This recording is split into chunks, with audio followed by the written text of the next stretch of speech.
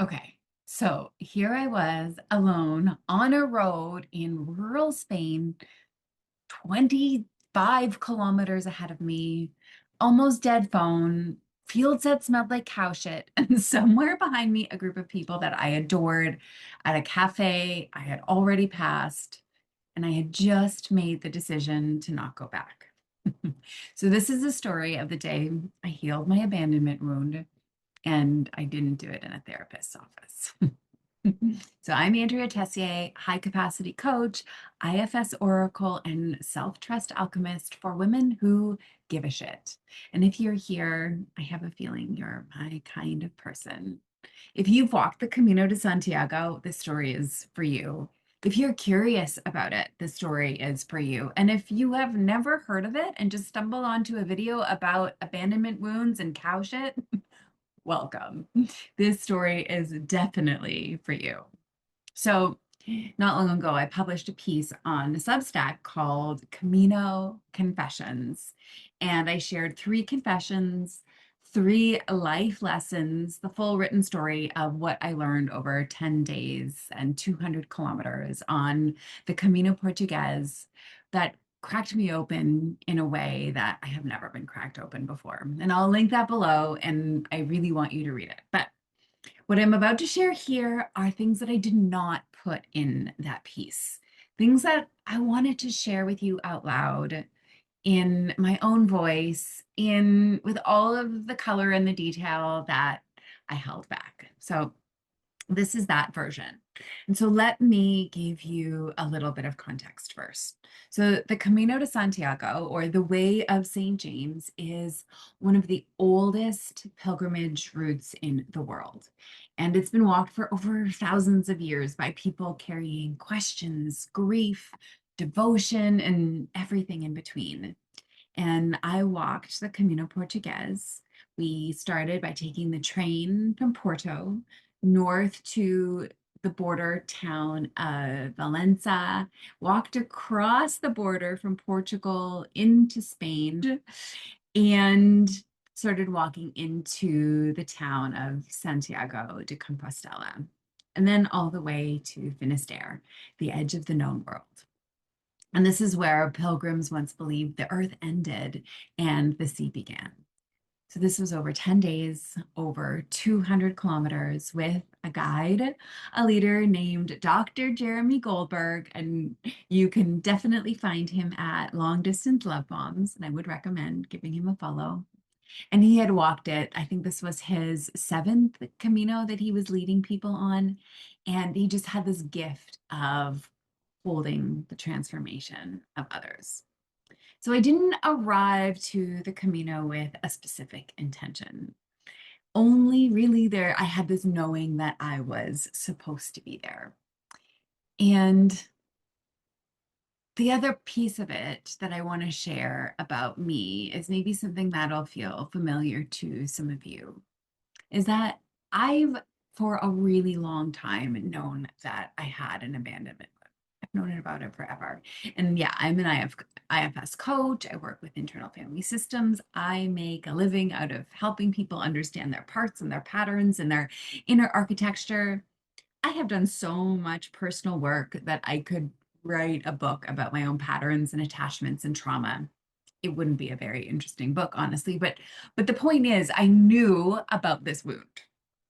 And unconsciously, I had curated carefully this life where I never really needed it to be touched.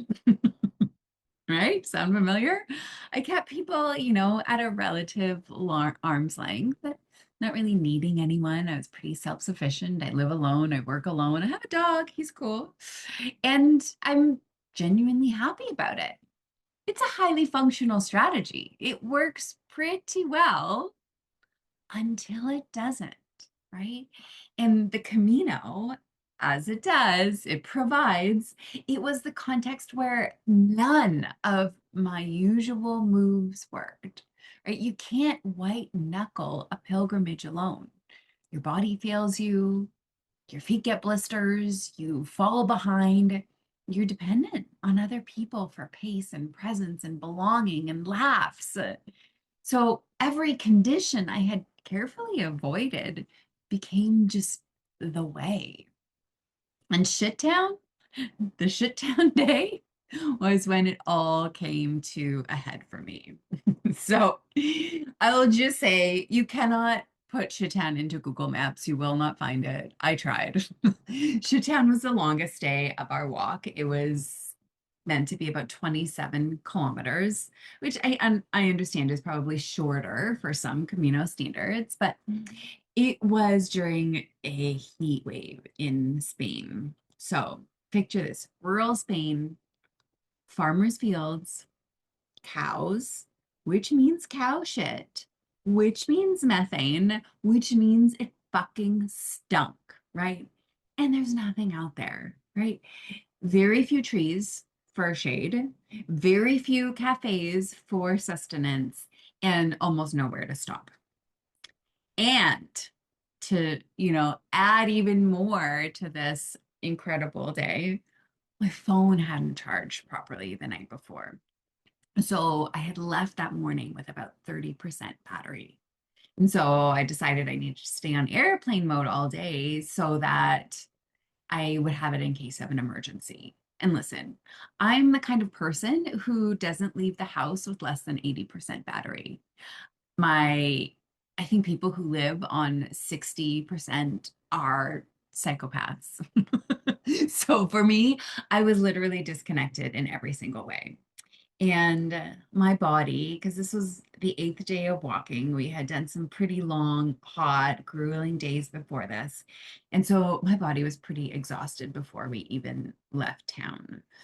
My feet were protesting. I was falling behind the group before we even really properly started the walk. And I noticed I was already experiencing so much FOMO. And the group was already ahead of me, and I was starting my walk alone, and I didn't know where they had stopped next. And then I get this message from the group, and I check my phone to make sure I'm on the right track. And they're at a cafe. It was a cafe I had already passed. And so I had this like moment where I had to get really real with myself. And it was this loaded moment of like, do I go back? Do I retrace my steps? Do I waste kilometers and rejoin the group? Or do I keep going alone? And that was a tricky decision for me to make. And so I want you to feel the weight of that decision of for somebody who has an abandonment wound, somebody who is afraid of not being with the group, of being left out. Because if I was in that moment, going back meant I wasn't left, that I could like struggle with the pace of the group and keep up. But keeping going meant choosing myself. It meant choosing my own pace for the day. It meant choosing my own direction. It meant going alone. And I made the decision to keep going. Now, I will say that while I was experiencing this draw of like, I have to keep up with the group, I was also experiencing this knowing of like, I really want to be by myself. I really want to be alone. There's something about, I like being by myself. I like my solo time. And being in a space with even incredible people and an incredible leader is just like there is an intensity of the group where you start to kind of like match with the needs of the group rather than your own individual needs, which is a trade-off and a toss-up, obviously, and it's a great problem to have for some. But I had been missing a lot of my own alone time. So there was still this like craving, this yearning to spend the day alone while I was also desiring to be with the group. So there was this push and pull happening within me. So making the decision to go alone, I was like, okay, if I leave right now and continue on my own path, I'm not going to keep up with them. And I'm making that as a personal choice. So it is still called Shittown. There was a hill of death.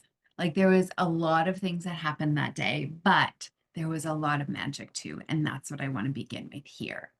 Because when I stopped following the group and going at the pace of other people, I was able to finally start tapping into my own intuition again. And that meant, first of all, I was able to find this magical garden party. I remember coming through this trail, and I'm not even kidding, like right around the bend, there was this sweetest little guest house on this beautiful lush green land with live music in the garden.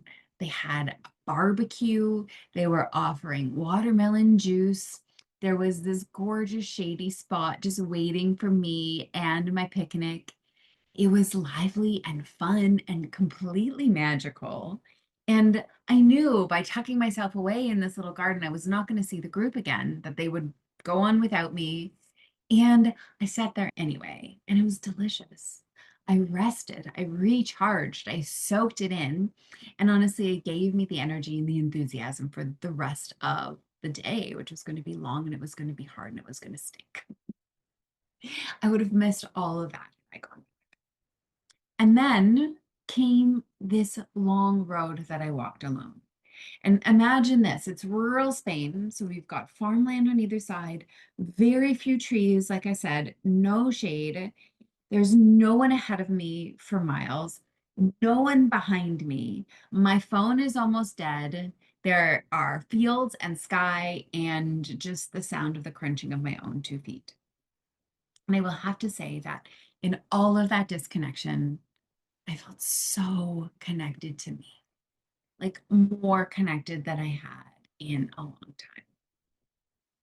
And that was really, really beautiful. I had this realization that when we're trying so hard to keep pace with other people, we miss what's meant for us at our own pace. And I'll give you an example of that. I met this lovely young woman by a stream. So we happened to pass like a cluster of trees, and I was like, oh, that will be a nice spot to stop and, have a snack. And there was another young girl sitting there by this, I'm calling it a stream, it was a trickle of water. And she was on a gap year. She was young, she was searching, she was full of questions about purpose, which is one of my favorite topics. And we sat together and we traded snacks. And because I can't turn off my coaching brain, I asked her some coaching questions, which makes me feel really aligned. And when we started to say goodbye, I left her with my copy of The Alchemist, which was the book that I had been reading before I left and felt compelled to toss in my bag because I knew that it was meant for someone, that I was carrying it for someone. And I realized in that moment that that's exactly who I had brought it for. I had brought it for her. And the Camino knew. And when I go at somebody else's pace or someone else's direction, I miss what's meant for me, and I miss the people who need to meet me along the way. So the garden party, that lovely young woman, the book, all of it was waiting on this road that I could have easily said no to. Now, the Hill of Death, I mentioned it already. We had heard about the Hill of Death from the beginning. It was whispered about by groups that had gone before us. Of course, Jeremy knew about it. He knew exactly when it was. He knew exactly when it was coming. He knew why it earned its name, but he didn't say anything because he preferred that we experience it ourselves. And I think that's a good call, right? If we give people too much instruction and too much direction, they go into it too many preconceived notions. But because of its legendary status, I've been carrying this Hill of Death in the back of my mind for days, just waiting. And of course,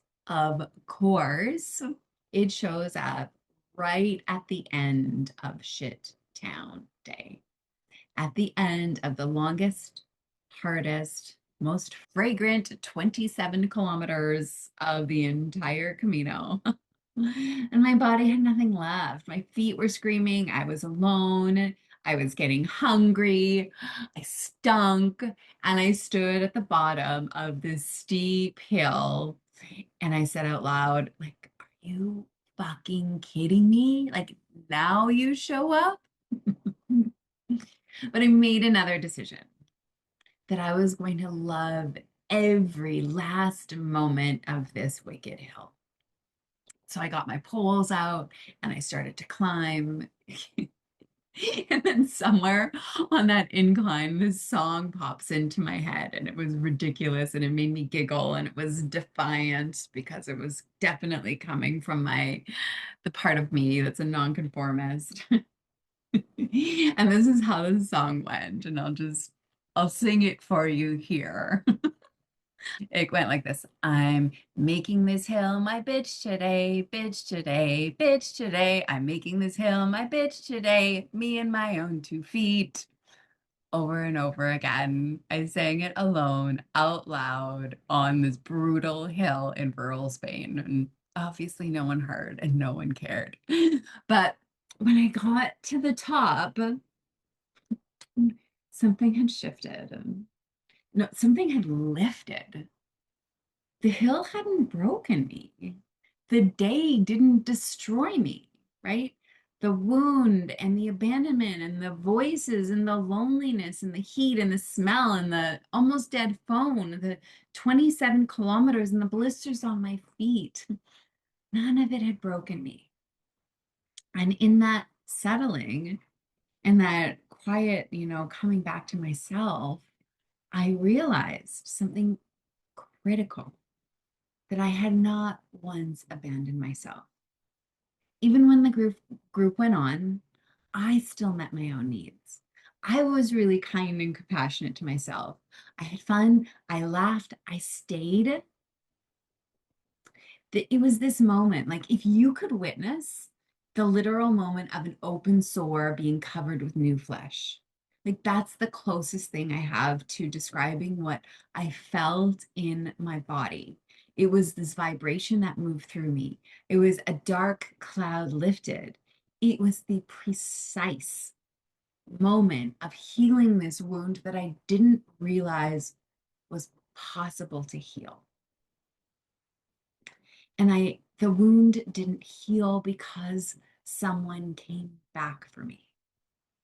It healed because I realized through all of that challenge, I never left myself in the first place.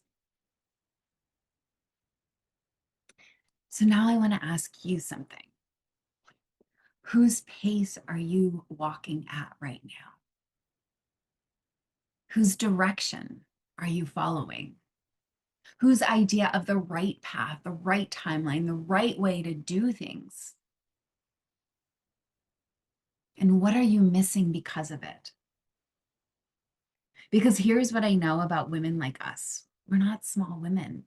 We have big lives, big dreams, big capacity. But somewhere underneath all of that is a wound or a pattern or an operating system that's still running the show. And we've been moving too fast or achieving too much or trying so hard to figure it out. And we've never slowed down long enough to feel it until the terrain changes, right? The conditions always come. The thing that you've been managing or suppressing or repressing always finds its moment. And it might not be on a road that smells like cow shit in a Spanish heat wave, but it finds you. And when it does, I want you to remember this. There is no need to rush. The only place you need to get to is yourself. So follow your intuition, even when it means going alone, even when the group is at a cafe you've already passed, even when the hill shows up at the worst possible moment, keep going. Because around the bend is a garden party, a woman by a stream, a book or a lesson that you've been carrying that was meant for someone else. So if this landed somewhere in you, come find me on Substack. I have the full written version of this story there, all 3 confessions, and there's more coming. And I'll see you in the next one.